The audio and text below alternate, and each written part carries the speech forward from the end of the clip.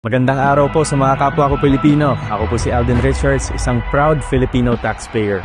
Ngayon pong panahon ng income tax filing, hinihikayat ko po ang lahat ng mga taxpayers natin na mag-file at magbayad po ng kanilang income taxes on or before April 15, 2026.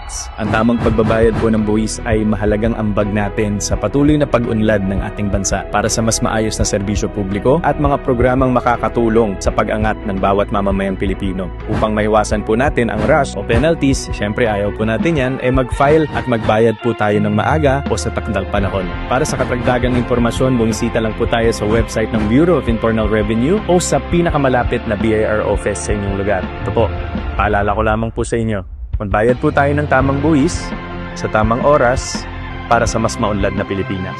Maraming salamat po.